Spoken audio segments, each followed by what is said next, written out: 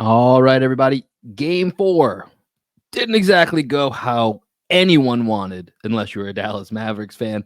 We'll talk about our experience and if there's anything at all that we can take away from that game. Plus, we will set you up for Game 5 at the TD Garden on Monday night, where hopefully the Celtics will be able to close it out and bring home banner 18. All that and more coming up next here on Green with Envy. Let's lock in.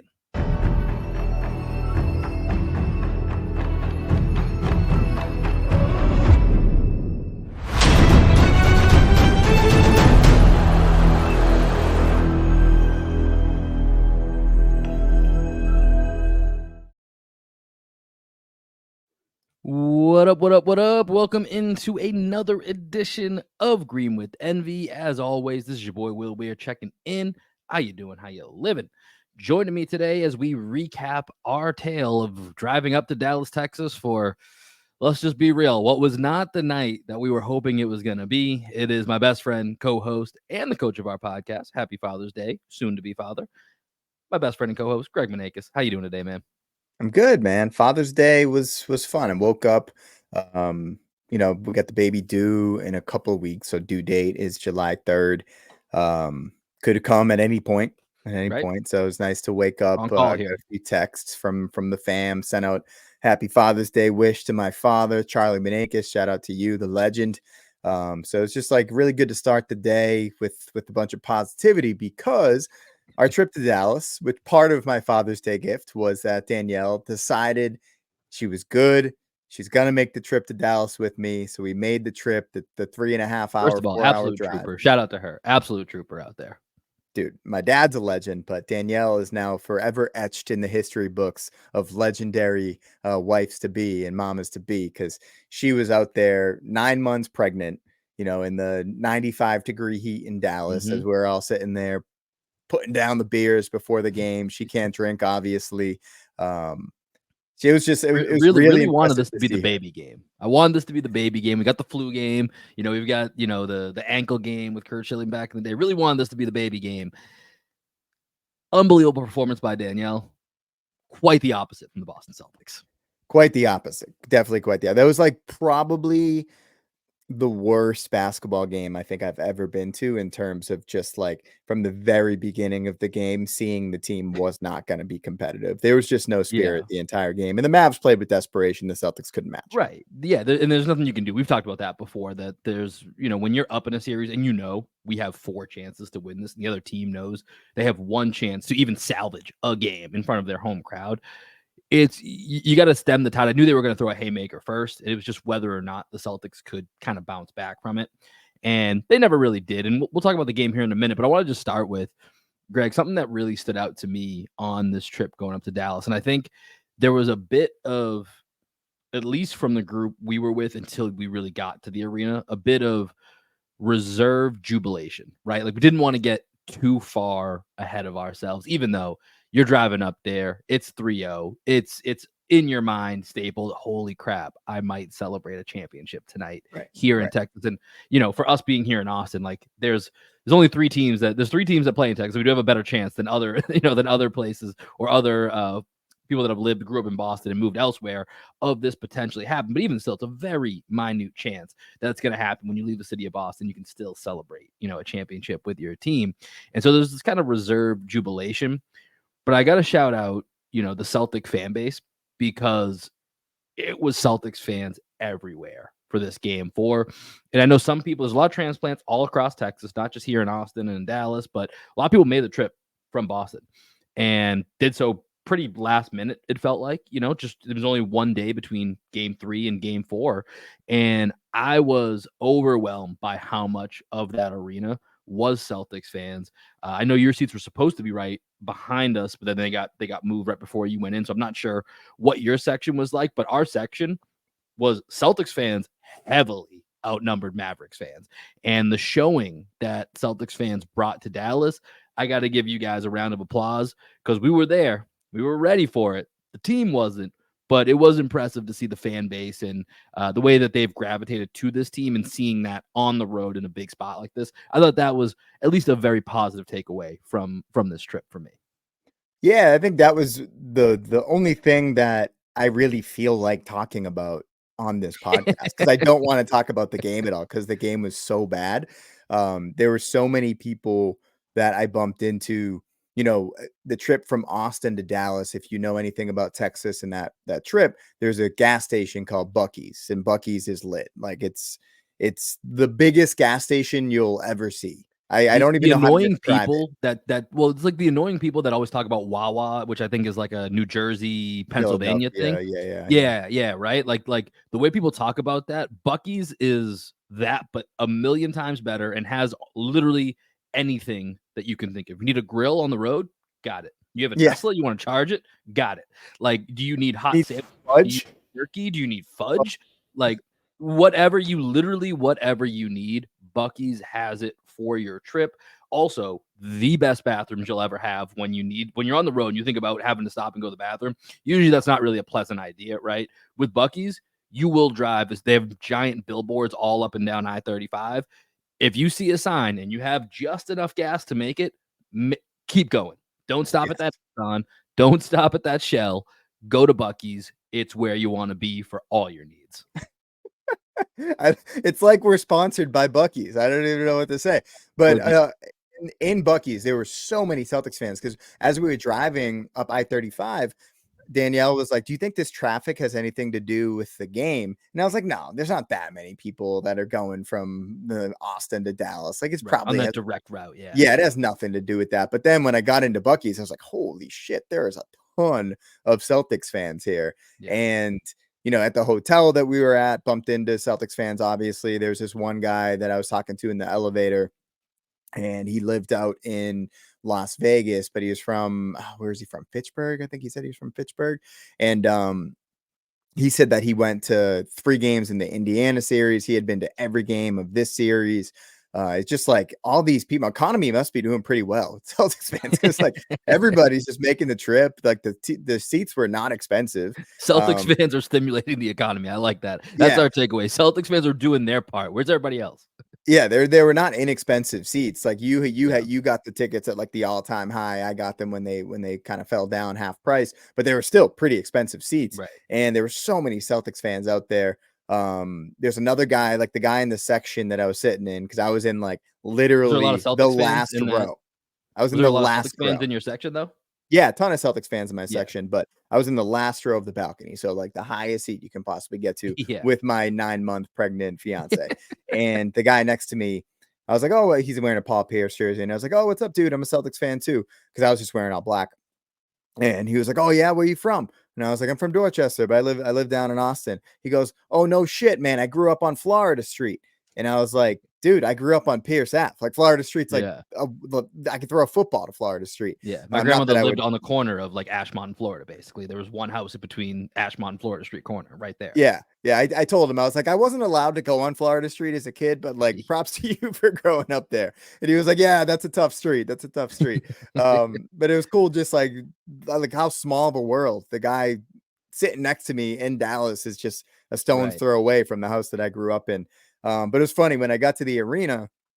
I wasn't trying to get like a seat upgrade. I was just sitting there with Danielle, who's like very pregnant, and she was struggling. She was a trooper, but she was struggling. I could tell that she was very uncomfortable. Like when we got back to the hotel later at night, she was done. She was like, "I can't move. I can't move. Like, if you want to go out with the boys." I was like, "No, I'm cool. I'll stay with you just in case, because it looks like you might go into labor now." Right. But we got there, and the usher told us to go check at the ticket office because they have like the handicap accessible seat just with more space, because we're in literally the top row. And I talked to the lady, and she goes, "Oh, you just want an upgrade?" And I was like, No, I don't want an upgrade. I don't care about the location. Just like, is there a space where she's going to be a little bit more comfortable than the very top row of the arena? And she was like, let me check if there's upgrades available so that you can pay the price difference." I was like, "No, like you guys have a handicap accessible space, right?" And she was like, "Yeah, but we're keeping it open for people in wheelchairs." I was like, "Totally fine. Understand.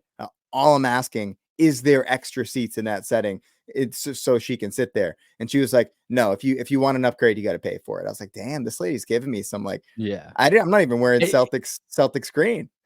Yeah, it sounds like a lady that's probably, you know how sometimes you get a certain customer service agent just like, and they feel like everything that they're just like programmed that everything's a scam Right. and they just treat everything as such.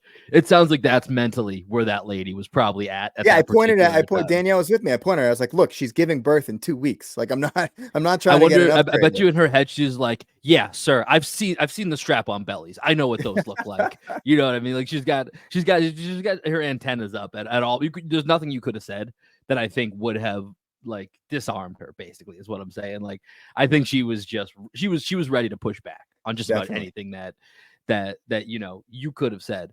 But while we're talking about the American Airlines Center, which is the Mavericks home court here, something that I know, and I can't remember if we talked about it at breakfast the next day with you in the hotel. What did you make of the mics on the rims? Mm. So, Because it was annoying as hell to us. I could not stand it, and it didn't help that the Celtics shot 29%. So it made all of yeah. all of their missed shots feel that much worse. Yeah, that's what I was gonna say. If the shots were going in, I think it would have sounded pretty cool because Noah Dalzell had posted a video of Jaylen Brown's game-winning shot in Game 3, and Mhm. when that shot went in, followed by the silence, like the hot Mm, mic followed by the silence of the right. crowd, was a Yeah, because pretty it's a bit cool delayed video. too. Yeah, so you Yeah, just get those like it like emphasized. exactly. So I mean, it was definitely jarring live how loud it actually was for sure, Mhm. but for big moments, I think that it's pretty cool. It's just like throughout the game, kind of annoying. I would agree with that. But I think the American Airlines Center in general was pretty lit, man. The Dallas fans really came out, although there were a ton of Celtics fans there. Like they weren't overwhelmingly loud. Obviously, the game Yeah. didn't go well, so we didn't have much to cheer for. But I Yeah. thought Mavs fans were killing it throughout the game. Lot of funny Luca stuff going on throughout the game. Like whenever Luca goes to the line, the PA announcer just goes like, "Luka." We're like, you never really hear that on the TV because it's so low. Like I don't Right. think it comes It's through almost like it's like on a like a television. growl like a dog growling, you know what I Yeah. mean? Like, that, like, low murmur, but, yeah, American Airlines, that was my first time there, we've lived in Texas for all these years. It's funny, been to, like, so many Spurs games, but for some reason, just like I still haven't been to the Rockets game yet, but, like, the Rockets and Mavericks games haven't quite lined up on the weekends the way it just seems Mhm. to at San Antonio's you can go there and come back in a day, right? Like Dallas, you could theoretically do that, but that's a little bit more aggressive to make that happen. So it was nice to get up there and finally get to a game. But yeah, like you said, Greg, the thing that really stood out that was, I think, difficult to stomach after the game was just because there was so many Celtics fans there. There was such anticipation, and there was just never a moment from the start where there was even, an opportunity for that Celtics fan base to pop because there just was separation the entire game, Dude, right? it was so It bad. was rough. Like, let's talk about the game just a little bit here. We're not going to spend too much time. We'll start to set up game 5 here Okay. in a minute, but, from the jump, and part of this is, like you said, it's like part of this is a credit to the Mavericks because they just played with an absolute desperation that couldn't be matched. But from a Celtics point of view, man, it really just felt like from the jump that not a damn thing was going to go right for that team. And you could really feel it early on. I think some of it was it just wasn't their night. Other parts, and it just kind of felt like they were making their lives harder on themselves with some of the decisions that they were making. And so those compiled together turned into what obviously became a historical blowout.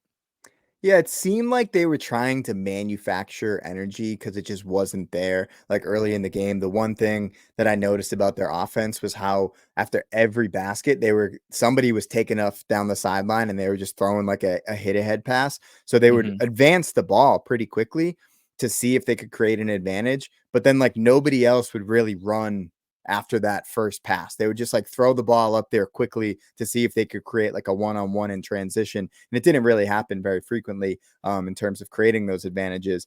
But nobody was like willing to sprint the entire game. It was just a Mhm. lot of like, I don't know, looked like they were moving at 75% speed on both ends of the court.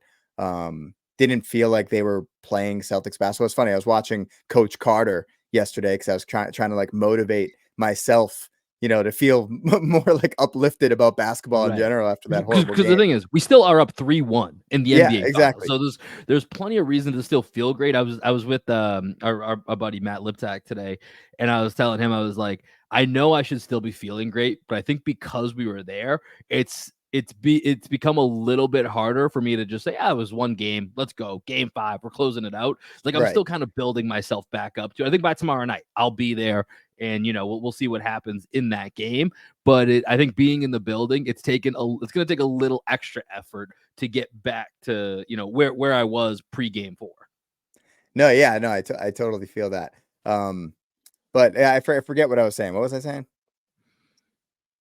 To be honest, it was something about how bad the game was. That's something about how basically bad the where we're game was. at, It was just so bad, dude. Like they I was gonna talk about the guy from Florida Street. So like he throughout the game was just commenting on the refs where like that's the only thing that a Celtics fan might be able to hold on to in that game is that the refs took the players out of the game so early because they got such a bad whistle. I don't personally subscribe to that theory, but a lot of people in my section, specifically my guy from Florida Street, was just like, oh, we went to the worst officiated game in NBA Finals history. Thank you very much, Scott Foster, the extender. Oh, they got the extender here. You might as well give him a Mavericks jersey. What number's on his jersey? It's 77 for Luka. He was just like saying all that stuff, and I was just and Danielle's like, are the refs really that bad? I was like, no, he's just upset that he probably spent $2,000 and like just for the record on the whole Scott Foster thing, he was also the ref in game 4 against the Pacers, in which it was a very close game and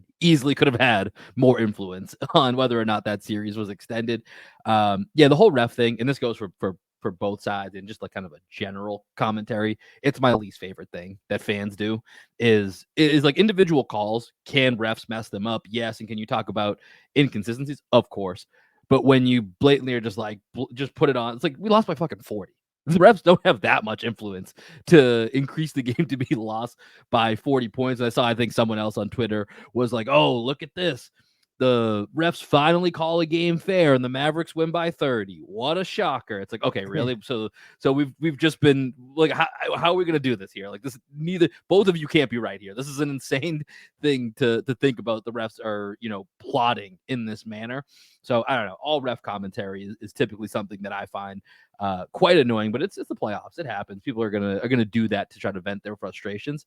Greg, I was just kind of looking around earlier today, just wanted to see, because like there's not. This feels a little bit, and I want to shout out Cam from the Celtics Lab podcast. I was thinking this, and I saw him tweet this, I think maybe yesterday, as I was like trying to, doing a little bit of doom scrolling. And this game really did kind of remind me of that Milwaukee Bucks game in, I think, January, where it was the Celtics played 5 games in 7 days. So there's not the same excuse for it, but it just kind of felt like one of those games where like, I don't know what you want me to do with this. I kind of just got to throw this away and we got to keep it moving, because I don't think there's going to be much to take away from it.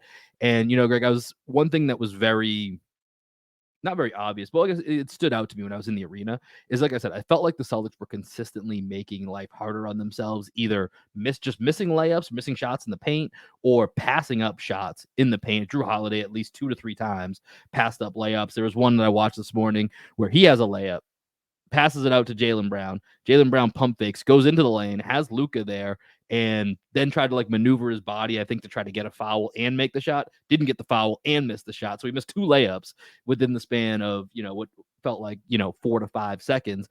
And so I was looking at the shot chart. The Celtics shot 13 of 33 inside the paint.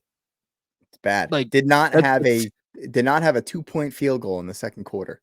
Right. You told me that the next day and that blew my mind. Like that's I don't even know how is that even possible. So, this is just one of those games where, like I said, credit to the Mavericks. And the other big part was this is probably the first game all series in which you got real contributions from the Mavericks role players, right? That's been one of the main game plans for the Celtics is, okay, Luka and Kyrie, they might get theirs. We're going to make it difficult, but if they get it, they get it. But we just can't let others get going.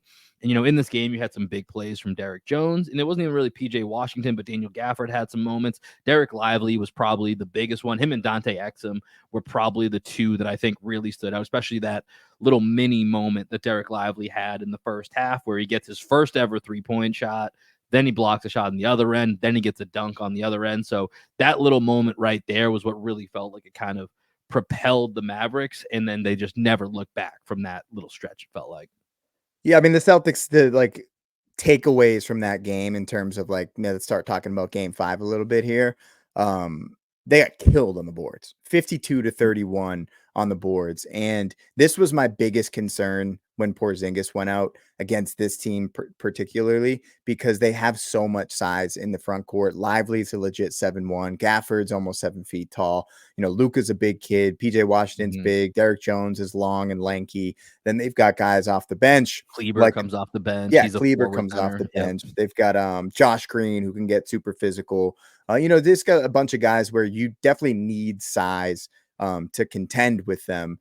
And the Celtics, without Porzingis, are small. This was one of the issues with the team in the past, is that they didn't have a lot of size, and they would get killed whenever Robert Williams was out. Right. And Robert Williams was always that one guy when he was on the court. You were like, we feel good now. We have the most athletic dude at the rim. Like I always talked about this when we would play the Hornets, right? Because the Hornets had PJ Washington and a bunch of guys like him that were just so goddamn athletic.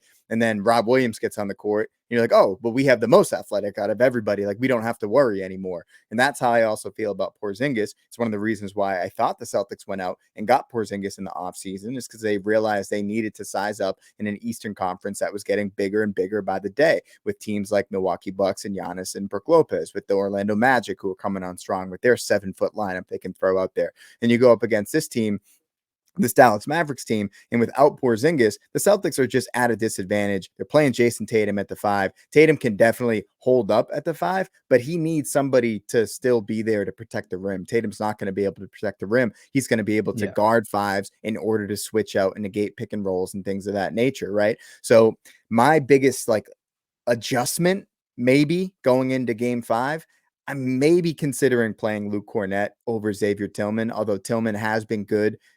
I don't think Tillman was an issue, but his lack of size is an issue, right? Individually, not an issue, but when you put him in Porzingis' spot, I think that becomes an issue and puts a lot of pressure on everybody else to gang rebound. I think we can do it, but I would like to see Mazzulla go to Kornet a little bit earlier if we're getting crushed on the boards like we were in game 4.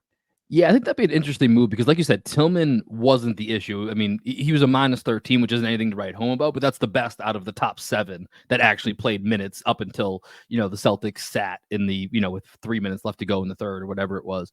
And so I think that's interesting because, like you said, Tillman wasn't necessarily the problem, but if you're looking to get bigger, that's really the area that you would do it. Well, I guess the other question would be, well, let's stay on this for a second, because I think the one thing that would scare me about that is that Tillman has been able to hold up, decently against Luka when he goes to get that switch. Luke, on the other hand, I don't see that going very well. Now, we haven't seen it, so maybe you give Luke a chance, and if it goes really bad for, 2-3 possessions, you pull the plug. And so it's an experimentation that you go with. But I think this also leads into the potential question of, in regards to size, one thing that really stood out to me, and it's kind of played its way out, I think, throughout these first 4 games. I just don't think this is a Peyton Pritchard series anymore. I think he's a really tough matchup out there for all the reasons that we're listing right now, with the size advantages that the Mavericks have.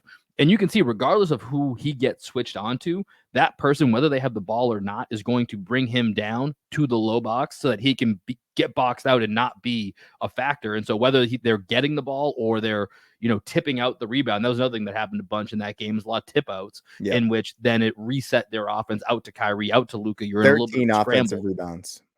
Yeah, exactly. So I wonder if, and I don't know that, obviously, I don't think I would recommend playing Tillman and Kornet together to get more size, but instead of replacing those Tillman minutes, is there a way that maybe Luke gets some more minutes and maybe you get a little bit more Sam? I don't know what that rotation looks like, but I do know that I feel like Peyton Pritchard does not really have much of a place outside of, those last minute heaves or last minute shots. I just don't think that this is a matchup that's working out in his favor.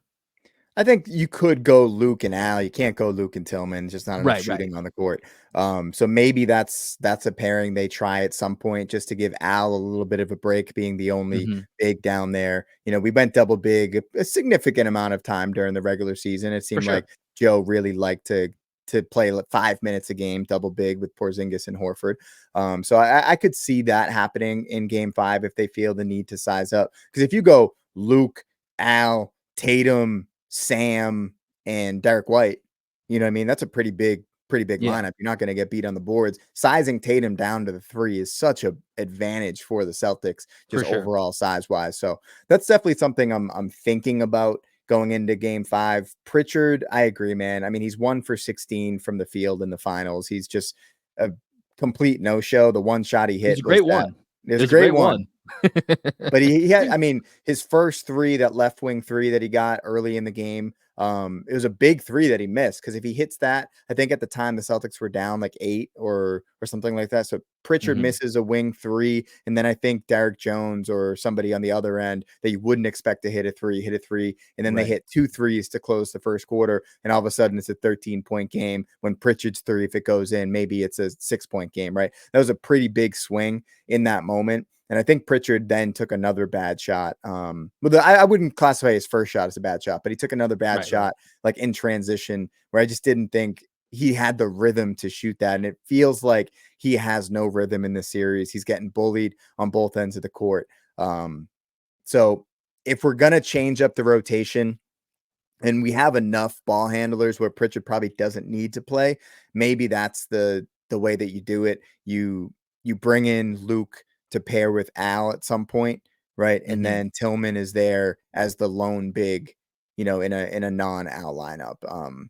That's something to think I about. mean, there's even I mean, it's not gonna be Luke size, but even O'Shea over Peyton in that moment just gives you, more size. It's not the same Luke Cornett size, obviously, but, once again, pairing him with Al for a few minutes, that's another potential, and just, like, that's the energy guy that I mean, we were like I think you mentioned it, before the game completely was shut down by Missoula. He was about to pull the O'Shea Brissett card, and then another little run happened from the Mavericks. Like, all right, we're pulling not just the O'Shea card, we're pulling the Svi Mikhailuk card, we're pulling the Yeah, Jaden Springer card. Everybody's getting checked into the game. So I think that will be one of the small adjustments to look for. Because, like I said, there's not too much that I'm going to look at game 4 and say, here's what has to be different in game 5.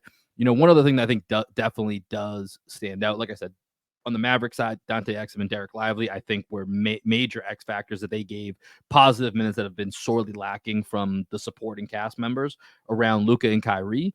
But it is still a little shocking to look at Kyrie and Luka going 1 for 14 from right. 3 in a game where they win by almost 40. Like, that is a little bit startling. At the same time, though, like I said, you're doubling down there for 4 straight games. Can you get and we said this at the beginning of the series, that this is what Jason Kidd has had to do at the back end of that Mavericks rotation is tonight Dante Exum. Nope, that's not working. Okay, let's try Josh Green. Nope, not working. Okay, let's go Jaden Hardy. And he's just kind of trying to see what fits and what works night to night. So we'll have to see game 5. I think once again, I don't foresee, other than what we just talked about with the rotation, I don't see Joe changing up too much to the approach of the Celtics. I think it should be likely the same. And of course, whether or not KP is going to be active, it sounds like KP being active as he was listed for game 4. It doesn't sound like it's in here. Looking through some of the quotes today, everyone kind of lands on the, yeah, he's out there, but he looks uncomfortable. I Hmm. think even Al might have been the one that said specifically that he looked uncomfortable out there right now today during practice. Like, I still don't think that KP coming back is a real thing as of right now. Maybe game 6, game 7, they would do it just for a couple minutes just to see what you get. I would imagine game 5 they remain reserved. Do you think that's the same, or do you think game 5 might be the right time to even just show KP for 3-4 minutes, even if that's the max you're getting out of him? Or would you save it? Um, man, if he says that he wants to play, I would play him. I wouldn't play him as regular minutes, that's for damn Right. sure. But like, there's offense, defense situations that you can throw KP out there for the last 45 seconds of a quarter. You know what I mean? Like, Yeah. just to have him stand on the wing and just be a presence. Like, there's things that he can do where, like, there's a end of quarter situation, ball goes out of bounds or there's a free throw. You bring in Porzingis for offense. You play zone for that one possession on defense or two possessions on defense, however long it is, and you get three possessions out of him on the offensive side of the court so that Tillman's not on the court for three very important possessions. You know what I mean? There's Right. different things that you could do with Porzingis, but if he's barely able to move, obviously don't play him. But I think there's little scenarios like that where I would ask KP, can you give me 45 seconds and end a quarter situation? Can you stand on the wing and hit an open three? Can you just be big by the basket when we play zone? You know, there's little things. Can you just stand out there like an inflatable air doll and just have your hands up so people are aware that there's something different on the court right now, just to make them think a little bit. Yeah. No, I like that idea. I'm still expecting that, whether it's that version or it's attempting to play him for 2 minutes a quarter, 3 minutes a quarter, I don't know, something much smaller than his normal minutes. I'm still, at least in my mind, expecting that not to happen until we get to at least a game 6 or a game 7. Game 5, even some of the comments today where it's like, hey, we obviously want to close this out here, but we know that we have other chances. Like, so regardless of what happens, I think this is a little bit of the Celtics trying to keep themselves even keel. Like, hey, we know, unlike them, if we don't get the job done tomorrow, we still have other chances. If they don't get it done, it's just over, right? Right. So part of that you understand, but there is also, once again, would like to just say, no, we're getting it done tomorrow. But with that being said, I think keeping KP in reserve so that you have that card to play, because if you play it on Monday and game 5 doesn't go your way, that takes that out of their mind completely. By the time you get to game 6, game 7, they're like, oh, they played the KP card. He's clearly nothing right now. So even that, mindset of, hey, this guy's out here, you kind of lose that edge. If he goes out in game 5, you lose. And then game 6, game 7, they're just completely not worried about it. But, right. Hopefully that's not something Celtics have to worry about. So let me ask you this before we get to one last quick topic here. Do you think the Celtics close it out in game 5? Is game 5 the night that Banner 18? I'm appropriately worried again. So They did just enough. Yeah. They did just enough where, Porzingis to me was the X factor in the series. I said it in our preview. I thought he was the biggest difference between a very even matchup and a close matchup. And the Celtics are 1-1 in games without Porzingis now. So we'll see what happens. I know that we can beat the Mavs. I think that we should beat the Mavs, especially game 5 at home. I can't say Banner 18 is happening on Monday night, though, man. I really can't. I don't know. They looked so bad, and we were there live seeing it. It's hard to get out of your head, right? Like, they bounce back. The team does bounce back, though. Right, and that's the 2 bad losses that they've had in this postseason. They bounced back with. I mean, they're just on 10-game winning streak. 10-game winning streaks very rarely happen in the NBA playoffs. Right. So I think to that point, this team does have the ability to do it. We've seen it even for those that want to reference teams of the last few years. Them being resilient and bouncing back from tough losses is something that this core group has done many, many times. So in that regard, I'm expecting kind of what I was expecting in game 4, which is, hey, we might lose, but if we do, we're going down swinging. This isn't going to be a runaway, which is the one thing that I really had not accounted for in my mind was what actually happened in game 4. And so I like the Celtics' chances in game 5 a lot.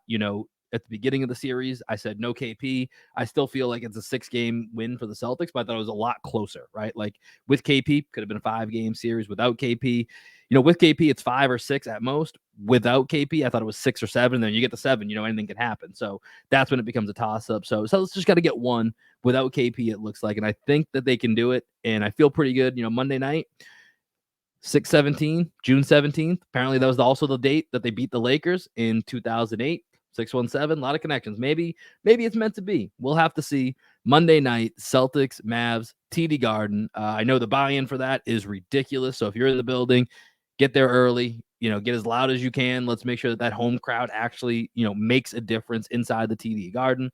And we'll be here after the game. We'll have a post-game pod for you guys. So we'll either be celebrating or we'll be trying to figure out what's happening and where we go from here as we head to game 6. So we'll be locked in with us come post game of game 5 Monday night. But one last topic I wanted to hit here, Greg, and this is just because we touched on this a little bit in our last podcast with Brian Barrett of The Ringer. If you guys want to check that out, go to our YouTube page or scroll back here on the audio feed, Spotify, Apple, wherever it is that you listen to podcasts. And, a note came out, and I missed this because we were obviously in the arena getting ready for the game. But before the game, Woj had mentioned that, and we kind of surmised, like, hey, Joel Embiid and Kawhi Leonard are always hurt. Like, there's probably going to be at least one, if not two openings for Team USA by the time we actually get to the end of July and start heading to the Olympics. And so Kawhi Leonard was the specific roster spot that was being discussed. And that if he can't go, Woj mentioned it looks like Derrick White has the inside track to that spot. Now, with Brian Barrett, we were talking about, what about Jaylen Brown? I mean, look at Jaylen D'ing up Luka, who's going to be one of your top tier competition that you're trying to go ahead and get one of, go get the gold medal again. But it looks like Derrick White is on the radar there. So just wanted to get your thoughts on, potentially not the Celtic we discussed last episode, but a different Celtic maybe being on the inside track for that replacement spot in Paris. It's just strange to me that if Kawhi's out and Kawhi's on the roster for a very specific skill set and frame and measurables, he's pretty much the same size as Jaylen, maybe a little bit bigger than Jaylen, plays very similarly on both ends to Jaylen. Why would you not just bring in the next version of Kawhi into that spot? But then if you think about who else is on the roster and who would be more willing to be okay sitting on the end of the bench between Jaylen Brown and Derrick White would be more willing to take that complimentary role. If Jaylen's on there, maybe they're worried that that's going to cause an issue between who plays, him or Anthony Edwards, him or Devin Booker. You know what I mean? Right. I think that's the concern bringing in Jaylen, whereas Derrick White, you just plug him into the end of the bench and he's there for the vibes and 3-point shooting.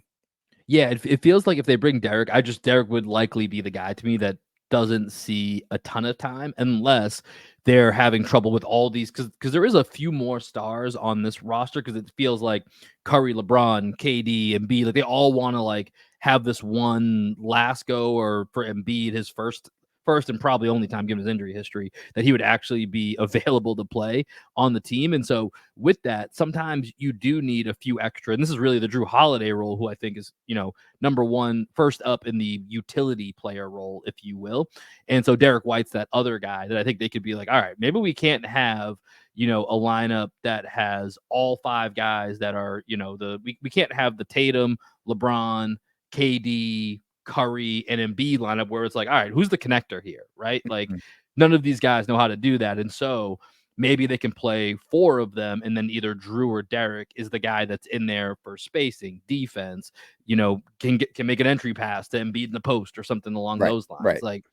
So in that sense, I think it makes sense, because I always did kind of think with that roster, there's a few too many mouths to feed, and that could be a little bit of an issue, the way that roster is set up. So in that sense, it makes sense in my mind. But like you said, if you're thinking about just replacing the skill set that Kawhi has, Jaylen makes a lot more sense if they're going to be who they're going to be defending, the style that they're going to be playing. But if this is just kind of a course correction, because now you felt like Kawhi had so much of a status, they're like, we got to at least offer this guy. And then if he ends up not being able to play, fine, we'll course correct and bring in another, the role players that we've seen in the past, like Tayshaun Prince and stuff. Right. And to me, Tyrese Halliburton is the guy that Derrick White makes sense for placing, right? If Halliburton's still dealing with the hamstring issue. This is just the type of player. It's weird that Derrick White would replace Kawhi. But, like I said, I think the bigger issue is what you said with the mouths to feed. I think Kawhi would be willing to just be a defender on that team. I think Jaylen would be more than willing to just be a defender on that team. I think he would defer offensively to most of the guys out there, and really stamp hey, I told you I'm supposed to be an all defensive guy. Look at this. I'm just going to play defense for Team USA, and you will all see that I'm the best defender on this team. I could just see going to lock up these wings. Yeah. These wings and fours, these Euro wings and fours that, need to get clamped up. Jaylen goes out there and does. I could see that too. So we'll see. Summer Olympics will be fun, but before we get there, got to take care of business. Game 5, Monday night, Celtics Mavericks, TD Garden. We will be with you here, Green with Envy post-game pod. If the Celtics do pull it off, I would say likely we'll probably watch some of the award ceremonies, and then we'll go live. If it's a loss, we'll be hitting it right away. So if it's a loss, jump right into Twitter or join us on YouTube.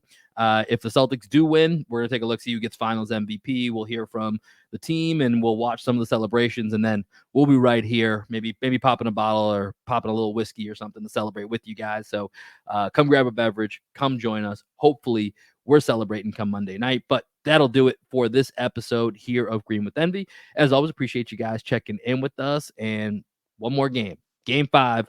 Let's get it done. We will catch you guys on the other side. Peace. It feels like summer, baby. Oh mama, feel like summer. New season got me seeing new colors. So fly, the sky will kiss you. Lips so smooth, I miss your issues. Oh mama, feel like summer. New season got me seeing new colors. Oh my, I'm slipping into white lies and time to miss you. Now you're 3 shots deep that you chase with the Croy. You're looking at me while you're making that noise. I've been trying to stay clean, but you gave me no choice. You're making such a